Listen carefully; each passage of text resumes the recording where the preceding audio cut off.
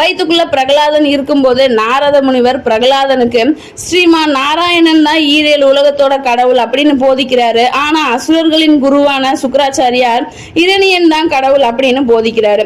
ஆனா பிரகலாதனோ நாராயண தான் தன்னோட கடவுளா ஏத்துக்கிறாரு. பிரகலாதன் இந்து சமய புராணங்கள் படி தெய்வத்தன்மை வாய்ந்த மிகச்சிறந்த விஷ்ணு பக்தன். இவர் இரணிய கசிப்புன்னு சொல்லப்படுற அரக்கனோட மகனாவும் வளர்றாரு. விஷ்ணு தான் உண்மையான கடவுள் தவிர்த்து மத்த எல்லாருமே உண்மையான கடவுள் இல்லைன்னு நம்புறவர் பிரகலாதன். ஆனா அவங்க அப்பாவோ விஷ்ணு உண்மையான கடவுள் கிடையாது, அவர் அவங்க குலத்தோட விரோதி அப்படின்னு பிரகலாதனுக்கு இரணியன் பல முறை புரிய வைக்கிறதுக்கு முயற்சி பண்றாரு.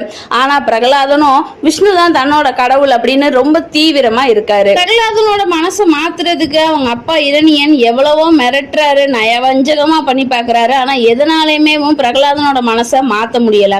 எத்தனை துன்பப்பட்டாலும் விஷ்ணு தான் முதற் கடவுள் அப்படின்னு பிரகலாதன் எண்ணத்துல இருந்து சின்ன